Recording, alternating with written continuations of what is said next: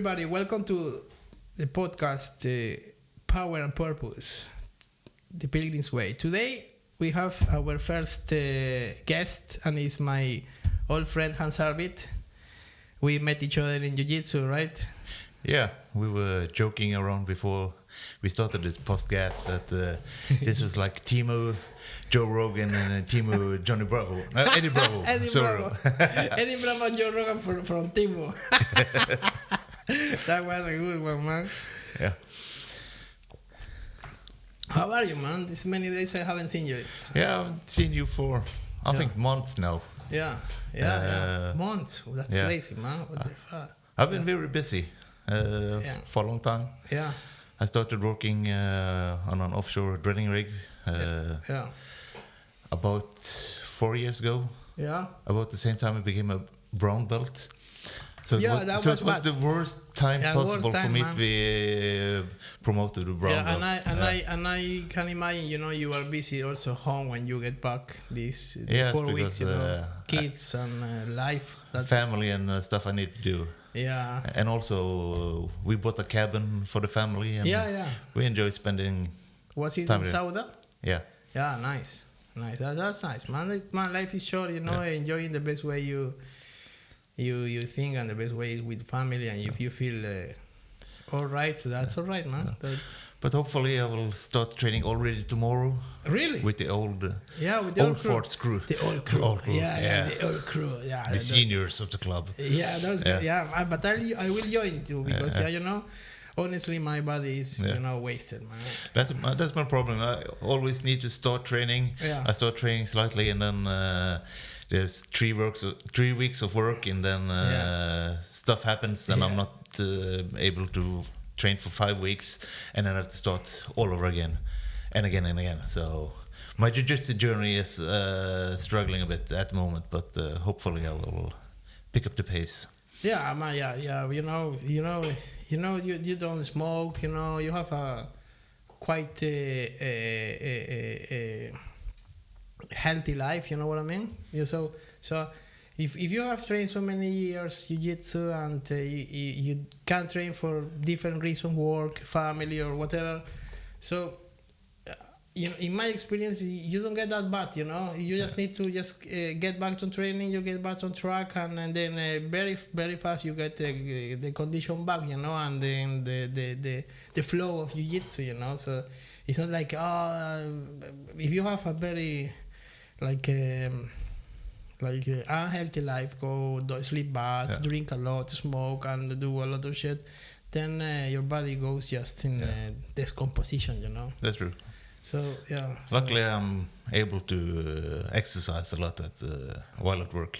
Yeah, man, that's great. You have at work a very good installations, right? How does it work? Yeah, the rig I'm working on is on an older rig on a concrete foundation, so it's stuck on the sea bottom. It's not a floating rig. It's not a floating rig. No, so it's relatively big. It's an old-fashioned construction. They don't really. But how deep is the base? 140 meters. 140 meters. I work on the B platform. Yeah. And the C platform, Gullfaks C. Yeah. Is the largest man-made object ever moved.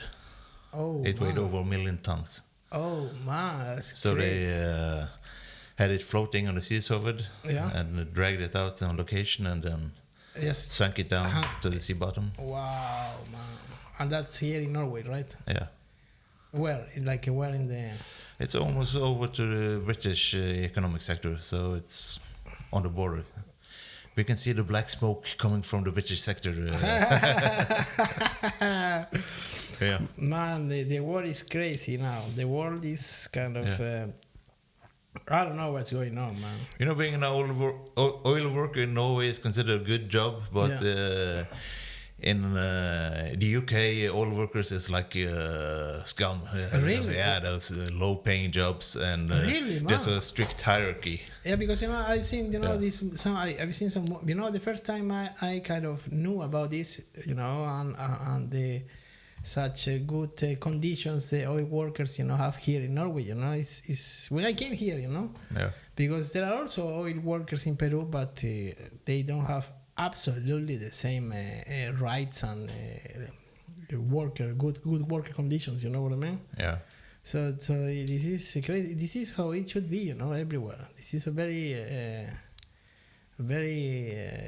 tough job, man.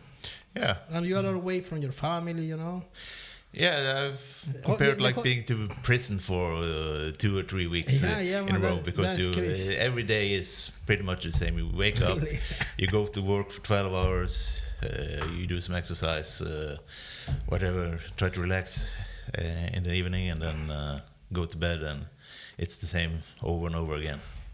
Man, have you seen the news? This, this conservative activist from the USA, Charlie Kirk. Yeah. He got killed, man. Yeah, that's kind of crazy. That's crazy, man. Yeah. I'm gonna be honest, okay? And maybe I'll be like, take it like this. This is a crazy progressist or whatever, or maybe I don't know, man. But listen. How can I've been thinking the whole day, how can I formulate my opinion without saying something I don't really want to say, I don't really think, you know what I mean? Mm. But to start, is sick the way a father, a husband died, so violent and suddenly, this will hurt his family forever, man. Yeah. I think his kids were like 1 and 2 or maybe 3 years old. They were really young. Oh, man. So they grew up without any memory of their father whatsoever. Yeah, but I promise, man, it will hurt anyway. Because they will have the memory that they're absent of their father. Yeah. And that hurts as much as when I can imagine that hurts as much as when you lose him and, with all the memories you have together. Yeah. So the absence is painful, but what I want to say, is people is talking. I read a lot, and what I don't like is that when somebody dies, is we humans everywhere have this kind of way to we wash the character, Yeah. we wash, we clean it, and we just remember the good things. You know what I mean? Yeah. Because there is a misunderstanding, in my opinion, about what we call in Norwegian ytringsfrihet, Yeah, freedom of speech. Freedom of speech, you know what I mean? And it's that, man, you have this right as long as your right doesn't clash to somebody else's right, isn't it? Like, what I mean is, I can express myself as long as I don't, as I don't violate somebody else's right to live in peace. Yeah. And in peace means with his faith, for example, with his traditions, respected. You know what I mean? Mm-hmm. Like freedom of speech is not trying to get the people, my audience, the people I'm talking to hate somebody else, and all the speech I heard from him and the videos I saw from him, it was always kind of this taste, of confrontation, and people say he was talking the truth. It was his truth, not the truth, I think you can disagree or agree with anybody, but they still have the right to express themselves. Yeah. He never advocated for violence. Mm. He went around on campuses and tried to have discussions with mostly brain-dead liberals he could make fun of in his videos, sort of, Yeah. But he has very hard opinions against Muslims, and for example, and against, homophils, homosexuals, and these kind of opinions can. My point is, when you are so hard on somebody else freedom to live, so it creates a conflict, You know what I mean? But you can put that any way you want. Really, you know, people have different opinions. And sometimes, sometimes you just need sort of an opinion to counteract something else. You don't really have to be right or anything, but you know, you need to be able to discuss ideas. Let me complete my point. But anyway, he doesn't deserve that. Nobody deserves that, man. You know, but nobody nobody can wish that to anybody, man. You know, it's very sad, man. Yeah. First of all, I don't really think he was shot by leftists. We discussed this slightly before. I don't think this was a leftist ninja running around fully blacked out, popping him at 200 yards and then run down the building and disappear. I know that. I know you would think like me in that. I think there might be some leftist shot by the police or something at some point, possibly. But I don't really think. I think some state actor of some sort. Could be anyone, really. One theory I heard today was, for instance, it was China giving a sort of warning for Trump. What? Look what we can do.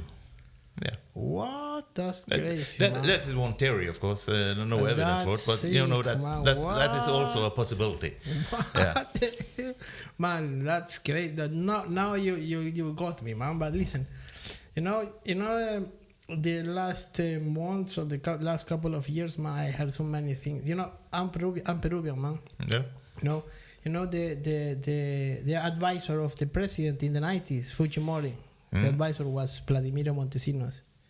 He was a CIA agent recruited in the 70s and the 80s. Yeah.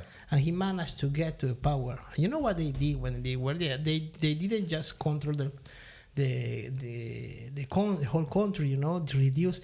He used the same strategy United States use in other countries to control, you know, to take control of the whole country, you know. This guy reduced, you know, almost destroyed all the political oppositions.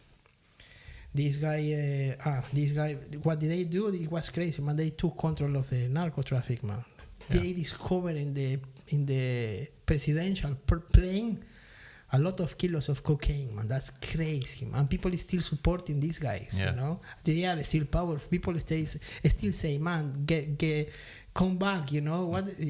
That's crazy, man. Yeah. But you see, have you seen the movie American Made with Tom Cruise? Yeah. With the airline pilot who gets a new job flying for CIA in and out of the country, and man, reality, man, it's much worse than what the movie shows, man. That is, I promise. My parents were not prominent politicians, you know. No. They were, you know, they were politicians, but they were not prominent. That they were excluded. Most of the politicians from this party were excluded from the elections. You know, the party was reduced to its minimum expression. But my parents were prosecuted, man. Yeah. The government tried to put them in jail. You know, that's crazy. My mother, when I was 11 years old, man, came to me and told me one day, listen, I'm a lawyer. I'm defending a guy. The government is trying to shut up, you know. Yeah. And the guy, so listen, now she explained me this, a small kid, you know, to make. I remember that now. I think it's crazy, but I appreciate that so much, you know, because it made me understood the situation. You know, the police will come here looking for this guy. Because they believe they want everybody to believe I'm hiding this guy, but I don't know how, you know. But so don't be afraid when they come here, you know. They are trying to do this to put us in jail, you know, because they need people to pay for it. You know what I mean? And I was afraid, man. Yeah. The police came next day and they were looking for things everywhere, you know. And I just watched them, you know, and. Short story. My parents were not put in jail, but just for my mother was defending herself because she was a lawyer, a very good one. Yeah. after when the dictator falls, you know, Fujimori was taken down because it was some videos like WikiLeaks or something, you know, found showing a very explicit corruption things. So after some months, this state lawyer that tried to put my parents in jail were put in jail because he was guilty of corruption and several stuff. Yeah. Include my parents. My mother, I remember, she was too good, you know. She started crying and saying, "Man, poor man, you know, he's gonna die in jail." Like he actually did. Yeah. So yeah, but you see, you know, that this is crazy, man. As you said, you know, when we talked before, it's too perfect done, you know. Yeah. Shot in the neck. Here, man. Yeah. I was in the National Guard for 10 years. Yeah. And I was a decent good shot. Let's say 7 out of 10. Or, yeah. But hitting a head-sized target at 150 to 200 meters, that's sick, man. Yeah. If he actually hit the artery on purpose, that's even better. The artery, man. Yeah. That's. I thought it was sick, like the guy was dead, man. The guy was dead right there. Yeah. The people say now he's still living. The whole no, I got what's it? You see the blood, man. It's a nasty video. You can actually. It's a nasty video. You see the impact. And then, yeah, and then it's an explosion. Man. I don't think anybody should see it if they haven't already seen it. Yeah. Yeah, no, I really get kind of traumatized, man. Yeah. It hurts to see it. Poor man. I hope, man, he rest in peace. And I hope they find the real responsible. You know what I mean? Yeah. Because I don't buy this that it was somebody from the left, as people is repeating. Yeah, I think right maybe now. they will try somebody from the right as well. No, man. He was a bit decisive, this figure as well. Everybody's talking about that right now, and they forget about what is really going on in the Middle East. You know, this is not to be like the idiot in this movie. You know what I mean? But what's going on right now? You know. Israel has bombed Qatar, man. Yeah. A meeting that could lead to the delivery of the prisoners. Yeah. You know. It was pretty bad at that bombing because Qatar is a independent country. Yeah. They have no conflict with Israel as such. Yeah. They have these leaders that were living there. Yeah. But I don't really think you can finish Hamas by removing 5-6 leaders. I think there are no problem getting replacements for those guys. Yeah. And I don't think the next guys will be any less radical or anything.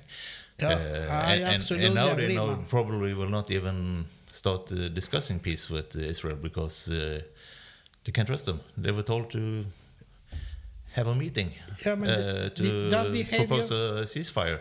And then bomb the ceasefire. I mean, what kind of serious state behavior is that? You know what I mean? Like this is an international actor nobody can really trust. Yeah. You know, and as you said, you know, these guys are dead. Okay, but this violence will just produce more people like this, man. You know, because violence just reproduces violence, man. Man, that's crazy. And I don't know how this will end. The only thing I know is that Israel is being the big bully in this picture, you know, with United States, backed up by United States. Yeah. And this is not gonna end well, man. It seems that the Arabs are going to do something, you know, but those guys have also failed the Palestinians, you know. Even nobody did actually anything for them when they most needed. So the Palestinians are very, very disappointed on all the Muslim countries. Yeah. I think Israel today is like this. Have you heard about the term the Gordian knot? The knot that is pretty much impossible to untie. What's that, man? You got me now. No, because you can't. you can really solve the situation easily, you know. Yeah. It's pretty much impossible to dismantle Israel at this point. Yeah, man. And too many years has passed by. So even if there was some shitty circumstances in creating Israel, it's hard to deconstruct Israel now. They have the USA behind them, man. You know, this war is USA fighting it. You know, if somebody managed to attack, you know, consistently, or Israel and do some damage, will the United States say no? You know, here we go, boom, finish. I saw this debate against two Jewish guys. One is more secular American first kind of Jew. And second one is Rabbi Shmuley. Have you heard about him? This guy is crazy, man. This guy looks like a guy that lives here. But man. I know. Man. This is. I don't know, man. I can't stand listen to him, but at the same time, I like to listen to him. Rabbi Shmuley is like. It's like I don't think I even can say what he reminds me of, but he's like a cartoon character. It's like you know, something very folkloric. He's like he's like a character, you know, from. He looks like a leprechaun with pubic hair beard.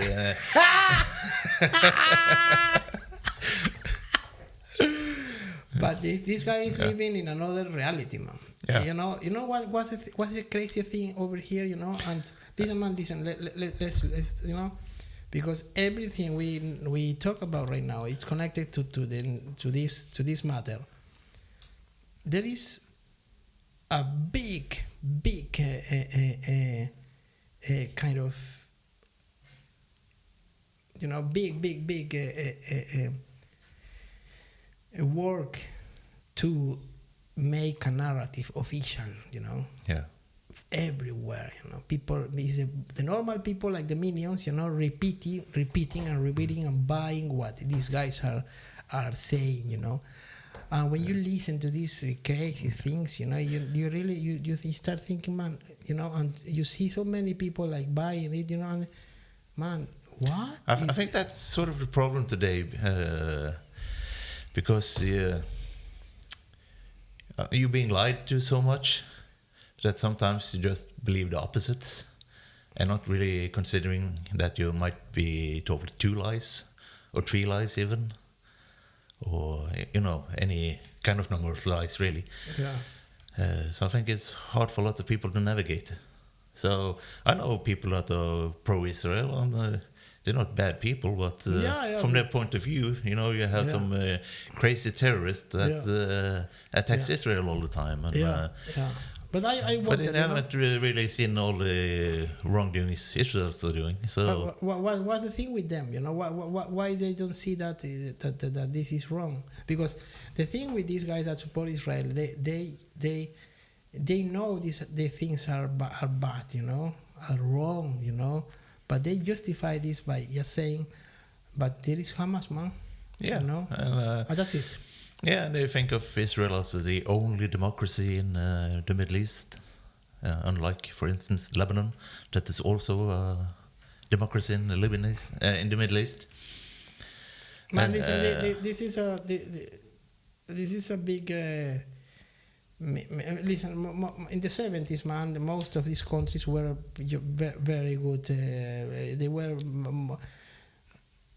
better than what Israel is today, you know. 60s or 70s. You see pictures and videos of Iraq, for example.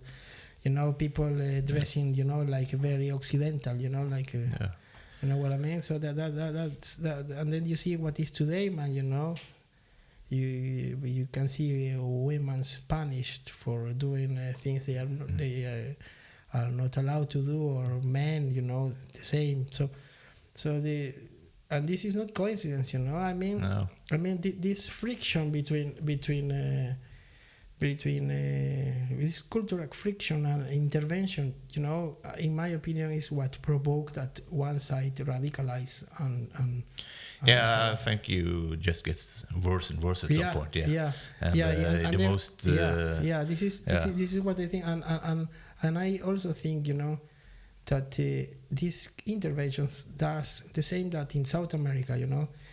Each country and culture has his own process of development. You know what I mean? Yeah. And there are positive ways to influence these are negative ones. Negative is like you intervene by the force, and positive like economic exchanges, and cultural exchanges, like this happened thousands of years ago with the old China, for example. Rice, all this food in Europe are from China, man. Yeah. This is positive cultural exchange. You know what I mean? Mm-hmm. And China also got rich by these exchanges, got things from the Vikings, there are evidence. Vikings traveled all the way to the Middle East and Asia, that's crazy, man. That's amazing, Yeah. But today, no, today we have an imperialist force that is independent in kind of that whenever they need, so they find a way to just use whatever they need from that country, or trying to deny that country the possibility to develop their system in that direction. You know what I mean? South America, there were many left political parties that were not necessarily communist, but they were social democratic in the 70s and the 80s, and the United States always were there, awake. Yeah. Have you read the book The Confessions of an Economic Hitman? Oh, who wrote it? He was an ex-CIA operator. Man, it sounds like what he pretty much confessed the playbook that the United States was using to subvert governments and gain economic interest for. Strangely enough, it wasn't the United States who gained economically from this. This was, of course, private actors. It is. And it is because it's always like that, because the people's need is basic, man, and then this big I think people forget that politicians can be bought, and I think the way it is in the United States right now is every politician is bought, except maybe a few, and the same in the countries in development. Most of the conservative politicians, they are both and before they know it, what I mean? Yeah, possibly even the others. I remember hearing a story about this communist lady in the United States in I think it was early 20s. And she was sending messages to the Soviet Union, the early Soviet Union at the time. Yeah, man, that's sick. And the middleman she met was rich top bankers in New York. Really? Yeah. What? So same with when they wanted to bring Lenin back to the Soviet Union. Who? Lenin. Who Lenin? Lenin. Who is that? Lenin. Yes. Lenin. Yeah, okay. Yeah. Oh, yeah. He was also, guided gently by the powers to be to subvert the Russian Federation at that time. Yeah. But the Russia from Lenin, it's another from than the Russian after Lenin. Once Stalin, talking about them, right? Yeah. Yeah, once Stalin get to the power after the Lenin's passed away, it was a completely different way to lead that shit. Yeah, it was. It was only a degree of difference. Stalin was more brutal, but it was the same. We can't say how would it be because he died? And not just him, but Stalin sent to kill all the people that was around this all leadership. It was a guy that calls Lev Davidovich Trotsky. He was one of the biggest leaders with Lenin, and this guy was, he had to escape from Russia because Stalin wanted to kill him. Yeah. Because Stalin didn't want any of them from the original revolution, leadership. And this Trotsky was one of the biggest leaders. He was actually one of the most kind of cool leaders from that time. So he traveled to this crazy man. He traveled to Mexico, and in Mexico started living a normal life. And after a while, he got killed. He was driving. Yeah. Somebody just driving him, and accident. They said afterwards, and he was actually killed by an agent. Yeah, it was assassinated by Stalin back in the days. Yeah. So that's you heard about it? Yeah. Yeah, I was killed. Was it a car, right? Wasn't it an ice pick, if I remember correctly? Let's check it out now. Yeah. Let's check it out. I don't have like a Joe Rogan. What's the name of Joe Rogan's? He has a Jamie. Young Jamie. I don't have a Jamie, but I have ChatGPT. Wait a second. How did Trotsky die? Oh, yeah. Wait a second. Leon Trotsky was assassinated in Mexico by Ramon Mercader, a Spanish communist and Soviet agent. That's crazy. Acting on behalf of Joseph Stalin. Yeah, man. Yeah, shit. Maybe I remember somebody else that died. Like I said, that's crazy, man. Think. You move. You want to start a new life, and you got. Well, you know what they say: the revolution will eat its children. Yeah, man. Listen, so, they said Lenin was killed too. Yeah. Have you heard about it? Lenin was killed? Yeah. They said he was killed too, poisoned. Yeah, possibly. Long poison, you know what I mean? Yeah. Like not in once, but they make him sick and die. So that's sick, man. Anyway, political systems which all the leadership is killing each other on behalf of the people, and ends up with a complete psychopath at the top. It's not a good political system to begin with. I mean, Stalin was like, completely nutcase. You know, when he died, he was laying in his office for hours because people were afraid to enter the office without being asked. That's crazy. That's crazy.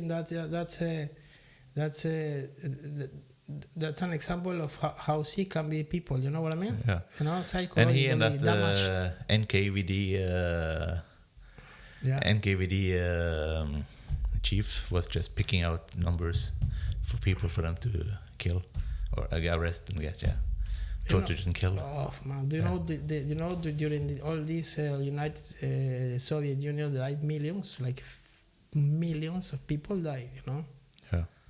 Like much more than what happened with the Nazis, man. Yeah, you had like the Ukraine situation, the Holodomor, you know.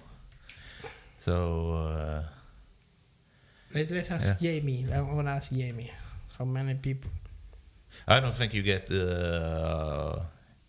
They're still just approximations, but then they say like 4 to 10 millions people were intentionally starved to death in Ukraine. If I don't remember, if I'm not wrong, man, I remember it was like 50 millions or something. Because we had like a lot of farmers there in Ukraine, and those were enemies of the state in the revolution, so they went after them. That's crazy, man. Yeah. That's crazy. But this is a topic we could talk like a lot, man.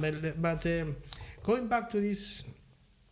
It's very suspicious, man, that this poor man Charlie Kirk get killed in the middle of this storm that is happening in the USA, when the popularity of Donald Trump is actually falling down, you know, because I haven't heard it falling down so much, but there's a lot of friction with this base and what is now his former base.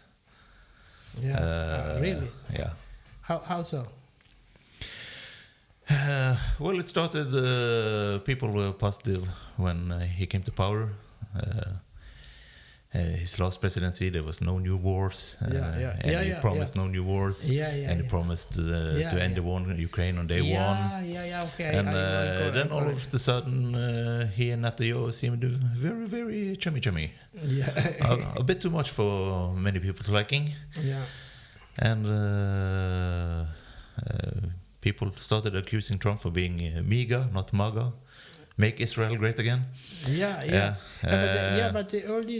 This is true, man. This is what I heard, and I seen some statistics. You know, people that support him now is kind of okay. This was too much. You know, you getting involved in that. People also conservative, you know, don't like the idea of sending their own kids to somebody else's war. You know what I mean? I think most Americans are sick and tired of fighting all these needless wars. Because, really? Yeah, because the country is full of veterans, and this is crazy. And it's not a bunch of we really liberated Iraq and we made Afghanistan a better place. It's absurd. I got traumatized, hooked on drugs, and all my friends die. Or not all my friends, but many friends, and tons of suicides among U.S. veterans, stuff like that. So there's no. I think even today the U.S. population is pretty tired of war. At least let's prolong the war. And none of them are interested in fighting in Ukraine or Iran or anything like that. If Donald Trump can send his son, if he wants so much war, send Barron. Then you know he's autistic son. So he's pretty tall, big target. They can use him to, you know, hold the flag or whatever. But there are a lot of warriors in the internet too. You know, they want war and they want weapons, but mostly old fat dudes with limited military experience. Man, that's sick. But I just wish, you know, the truth comes out to the light, you know, because I as I told you, you know, in my experience, you know, what I see is conspirations are real, you know, and this is a perfect time to get a martyr or something, as I told you, you know, and this is not nice, man. A man with a family, you know, and people is just. This just confuse more the population, you know. It just create more fear, you know. So I think people have to be very careful with what people says about who has done this, you know. The police and the CIA or whoever has to find out, you know, if you know what I mean. I think maybe what is even more divisive than his killing. Was the reaction by many of his opponents. We have this fall lift party here in Norway. And she was like... but that's bad, man. That's bad, man. That's and she had to resign, but I think it was after a lot of pressure. Yeah, she resigned. Very nice. Well done, man. But she's stupid, man. I think we need to give some kudos to the vice leader of that youth party. He actually resigned in protest of what she said. Really? Yeah. Who of the same party? Same party. Very but nice. It's like a youth party. And he resigned because political killing is never good. And if anything, it will work against... let's say, I don't think this is a leftist that actually did him in. But if it was... I don't think it would strengthen the cause in any way. It would damage it, just make it worse. Shit. Yeah, I saw that, man, but she got viral on the internet here in Norway for saying that young woman, that leader, that he ruined her political career, man.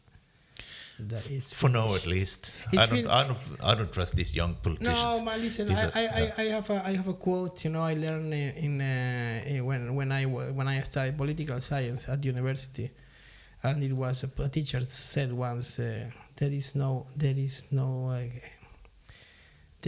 debt in politics. You can always come back, man. Yeah, I think You can always come back, man. We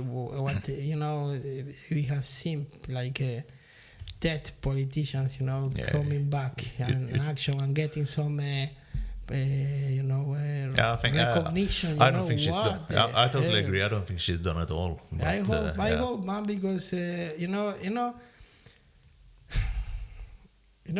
stupidity must be punished. This is stupid. Because it was obviously a very not mature behavior, Yeah. She just reacted as a young, unexperienced person, you know what I mean? She probably don't feel like that. But the problem with young, unexperienced persons is that they sort of want to rule the society like she does. And so never give her like some authority position, man, or we are gonna... What if we maybe she should try getting a job or something.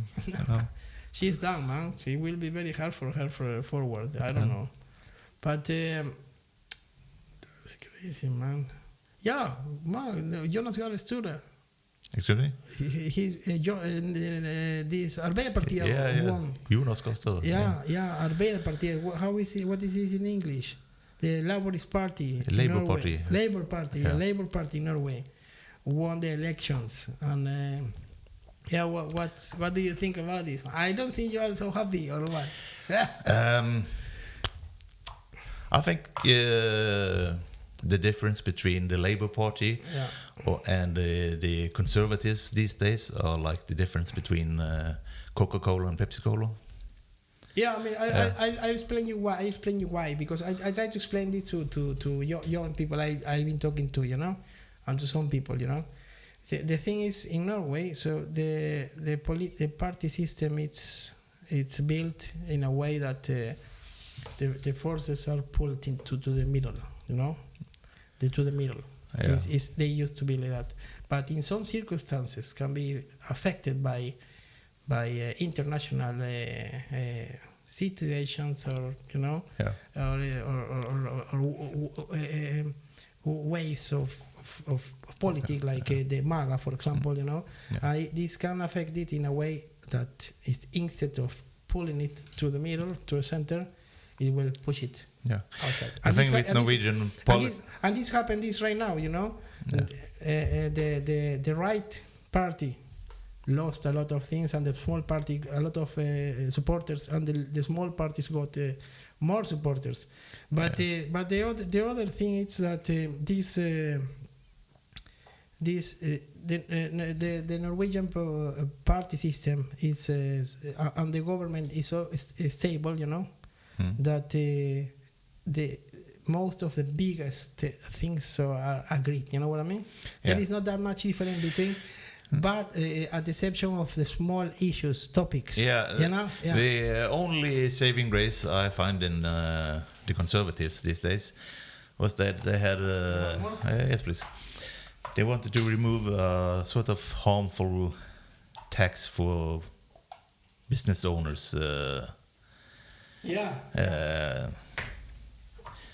And it's not really a big tax in terms of money going to Norwegian state, but it can be harmful for small businesses, business owners, and they have to pay.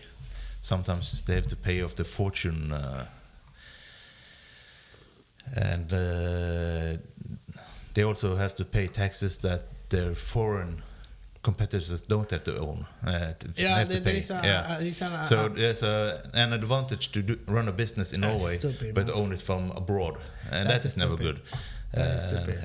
I believe,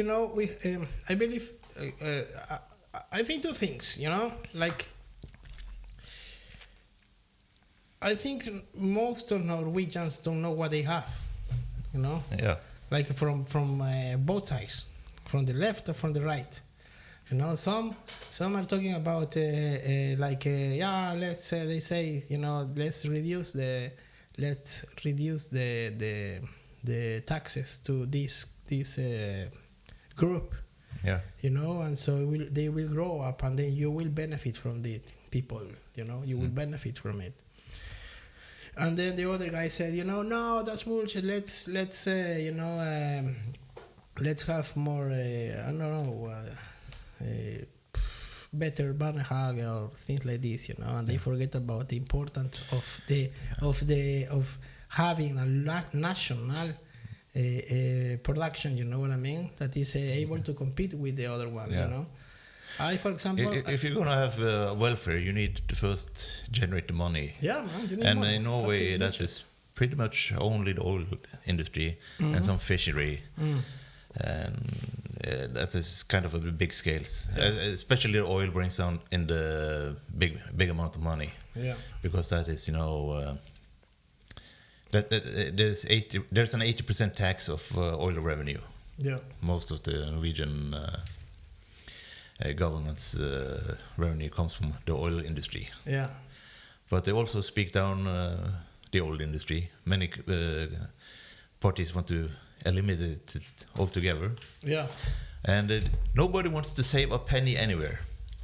And if you ask, for instance, the Labour Party, if you should cut taxes, they will tell, but where do you have to cut? Is it the nurses or kindergarten teachers or police? Where do you want to cut? But they don't ever consider the massive administration that Norway has. And they actually hired a guy a few years ago. He even wrote a book about his experience, which was like sort of a Norwegian Doge. Yeah. He was going to streamline the government and cut where he could. Yeah. And he found it pretty much impossible to do so because none of the politicians really wanted to save money. And sometimes they spent billions and billions to make a compromise or get a deal with some other party to get some of their own stuff through. That's very crazy, man. You know. Yeah. Like, and if you want more welfare, that is okay. But I think you should spend all your money as frugal and responsible as possible, not just waste stuff. Yeah. Yeah. Like for instance, Norway is building a new government administrative office. Yeah. Okay. And it will cost 54 billion Norwegian kroners. Yeah. What's the benefit of having that? That is like more than $5 billion US. But what's the benefit of building that? That office? I don't know. They build it in the center of the Norwegian capital. Okay. So land prices would be enormous to begin with. Yes, offices and things. It's more expensive than the presidential palace in Romania and stuff like that. And the world tallest building cost 14. Man, people will get pissed off, you know, because people listen. I came in 2012 and Norway. One second, Yeah. just to point out the extravagance of this building. Yeah. Their air conditioning cost alone 4 billion Norwegian. That's $400 million. What? Because they wanted to drill a tunnel to the sea at 80 meters depth to get. Man, nobody talk about this, man. Where this? Why? This is the thing about the Norwegian politics that pisses me off, man. There are things, you know, that is. I don't know if it's that people is afraid to talk about, or it's something about the culture, you know, like don't make a scandal. No, don't make scandals, you know, like. Leave it there, you know. Don't be the one that, you know, putting the finger in the sore. You know what I mean? I mean, if you love teachers and nurses so much, why don't you just build a nice government office building for like? What's the need to do this? You know? Yeah, the previous one was blown up by this terrorist. What the man? This is so fucking. Anders Breivik, he blew up the former one. What? As a decoy. And then so now they decide, oh shit, the old building is wasted, so let's build a new one. Okay, 4 millions. No, just the ventilation or the whatever. I think if you divided 40 billion like a bonus What for the- Norwegian frontline service workers like nurses, people working at the home for the elderly, hospitals, Yeah, they would be so happy. More personal in the Yeah. school, you know. What? Yeah, but no, they have to spend. No, but listen, man. No Arbeiderpartiet, no Fremskrittspartiet. Nobody said anything about this. Oh, I'm wrong. Yeah, you're slightly wrong. Yeah. Yeah, okay. But only by degree. But nobody's kind of The Progressive Party will probably talk about it. Yeah. But they're not too. They have no chance to They're get not really anywhere. too skilled to cut money neither. So Okay. I think they will. But this is a bit of a scandal, isn't it? Like scandal. Like today people is talking about, you know, poverty is really growing up in Norway as a But thing. like there are like 5% of people that didn't vote for any of those Man, listen. parliament parties. People told me, man, in the social media, man, you foreigners, man, I'm not joking. You foreigners, you know, you get money from the state. We should stop using the money on you, this money on you. And I said, what the fuck are you talking about, woman? Listen. If you listen, man, I've been living here from 2012. I didn't get a penny from the government. And when I got it, you know, the day I got it, I promised to myself I will never have this shit again. So I got a job, and that cost me. I think I spent more energy than the money I got, you know, and I got for working, you know. So I told her, man, listen, if you think we foreigners got so much money from the start, it's so easy for us to come here and build a life. Change your name to Olga Petroshevich, Elizabeth Lopez, whatever you want, and then, you know, your nationality, and stay here and let's see how it goes for you. It's fucking hard, man, you know. Yeah. Not easy, man. Nobody give you a shit, man. And something. They do get one thing though, but I don't think you're under that umbrella. Flyktingar. Because refugees. They get pension rights. Immediately, yeah. Immediately. The old people. Yeah, I think especially the old people. Yeah. If a person my age, 47, he will probably get full pension rights straight away. The minst, the smallest, the old people, you know. This is something, you know, unfortunately, you know, one of the things I admire Norway, one of the reasons I admire Norway is this really pure and good intentioned role they play in the international community, you know, like they really receive people and save them from whatever the hell they went through, you know.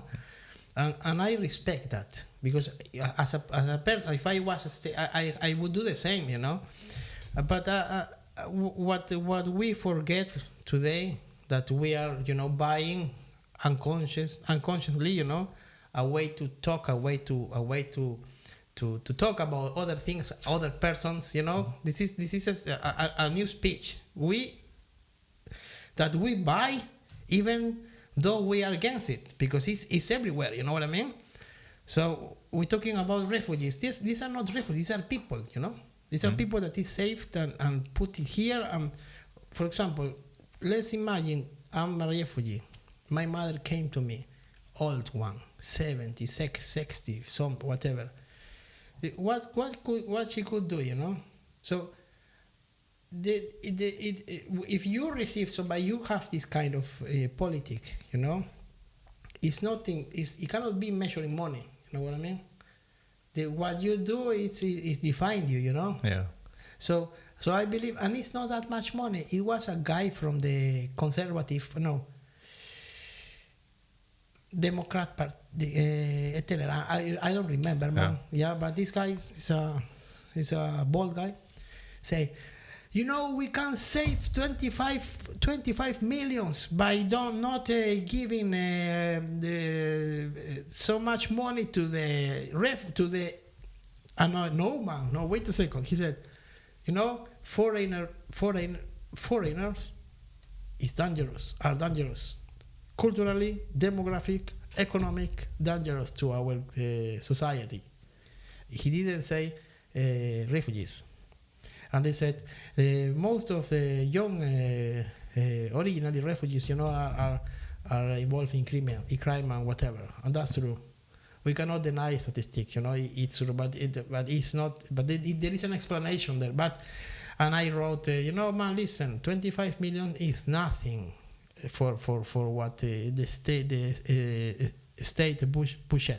budget. It's a very little money. But 25 million for one person? No, I don't remember. It wasn't one. I think maybe one person. Yeah. They were having like these few troubled kids that they wanted to follow 24/7, 365. How so? And there were some young criminals below the minimum age. And those had to be taken care of in Norwegian prison, and the idea was to try to follow them and see that they didn't do anything wrong. Yeah, I think possibly that was where that 25 million number came from. But because there were just a few guys, but I think it's more than one. But there weren't many, 10 people or something, and it cost 100 million. Now we work with the teenagers here, in Forandrihuset, where I work, and you see, how people treat the youth. You see here in the city how different organizations treat foreigners, youth foreigners, refugees, for example, and you see the reaction, and then they choose to come here. You know what I mean? Because there is something about how you treat them that make them feel more comfortable here, where a Peruvian take them, or a guy from Nicaragua or a guy from Burundi, or people that work here,